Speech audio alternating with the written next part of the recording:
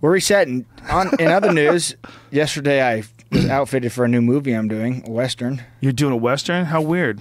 It's actually not a movie. It's a Netflix series. I got 6 episodes. Holy shit. Cool, right? That's gigantic. I got to do cowboy shit. What is it? It's called Godless. I'm part of a gang, a train robbery gang. Holy shit. I know, I'm fucking pumped, man. I'm excited. Wow.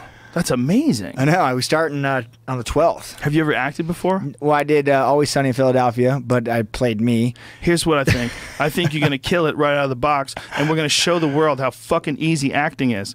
God damn, people think that shit is hard. And I'm not a good actor, by the way. I should just say that right off the bat. But I know a lot of people can go right from other shit and become actors.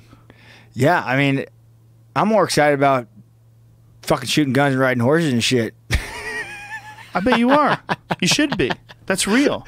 Yeah, I mean... Yeah, you don't want to get too pumped up about fake shit. It's going to be... I'm about to do some fake shit. Oh, dude, you get to wear makeup?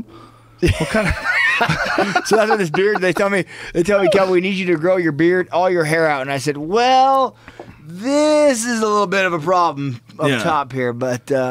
I'll try. I'll go ahead and give it. They want you to grow your hair long? Tell me, get me a wig like Kevin Costner. Well, they said wig. Yeah, they said wigs are uncomfortable, but they want a grunge look out of me. I said, all right, I can do grunge. Can't you just be a cowboy with a shaved head? Didn't they have buzz cuts back then? I mean, where would you buzz your head? You'd shave it all and you'd let it grow back a little bit. Buck knife? No, one of them nice straight razors. They use those westerny type places that people go to. While we're raping and pillaging across the countryside, I'm just gonna campfire lit. Mirror cut. That's what they would do. They would sharpen it with a strop. They sharpen it with that leather thing. Yeah, never understood that.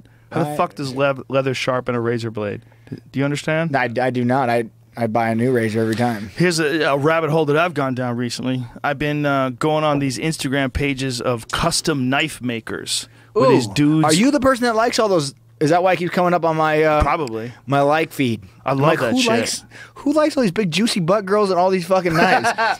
This guy. These guys. I'm sure there's some girls out there too, but I've only followed guys that are they have their own forging facilities, and they make the sheaths and everything.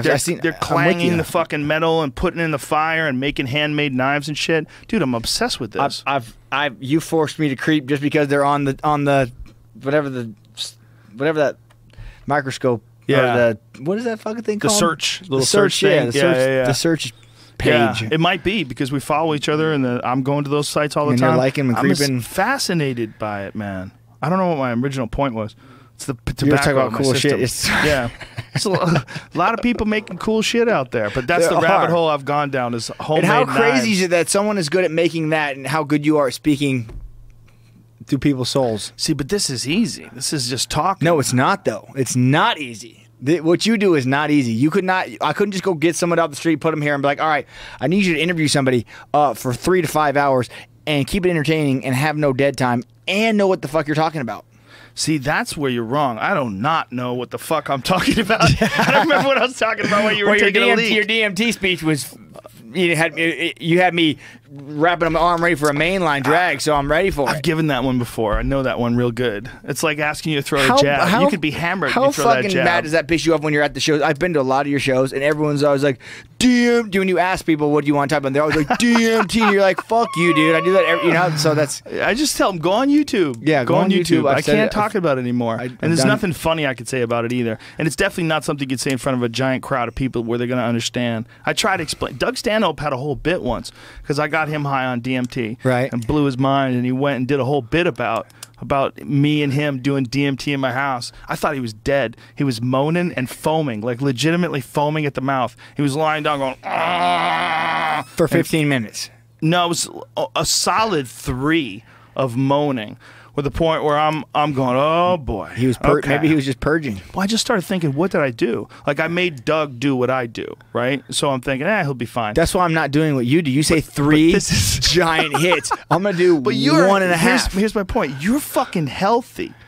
Doug Stanhope smokes 2 packs of cigarettes a day. He gets up, starts drinking, stops when he falls asleep. So DMT, it matters of your physical Well, I just think what was going on, and it wasn't bad for him. He came back, he was fine. It's a natural drug that is in the human body. You don't overdose from it. No one's ever died from smoking DMT. How many people have done DMT? I mean, not a lot. Yeah, so I'm saying. So how can we have more like now than before? Yeah, because you're pumping it, but how we don't have a very big audience of people we can pull through. Like, yeah, you've definitely OD'd on LSD or on alcohol. This is what I think, without being irresponsible. I think that if you have any psychological issues, you probably shouldn't do anything that perturbs your state, your psychological so I should state. not do it. I'm fucking You're fine. crazy. You're Batshit crazy.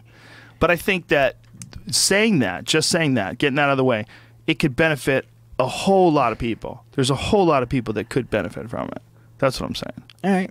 But I don't think just from that. I'm going in. There's a way to do it through Kundilini yoga, apparently. Do you know Denny Propokos? He's one of Eddie Bravo's black belts. Maybe you've seen him with me a bunch of times. He works for the UFC sometimes.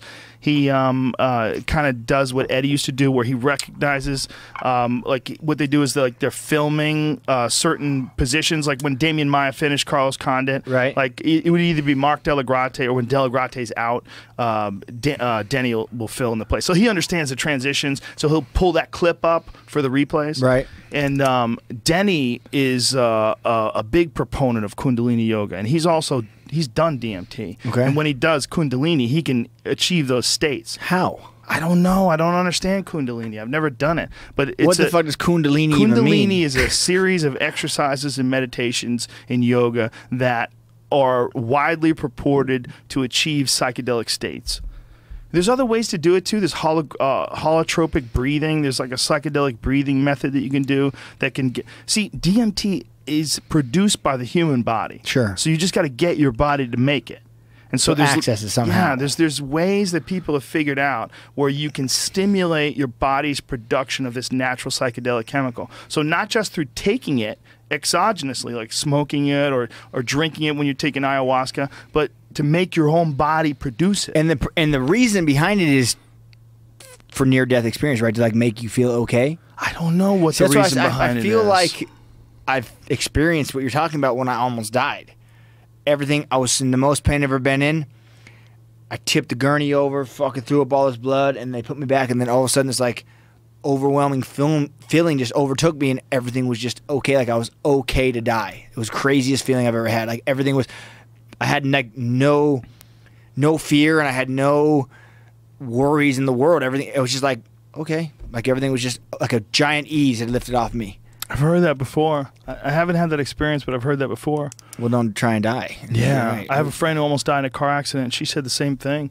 She said right after the car hit and she got just smashed by this car, slamming it, like they got T-boned.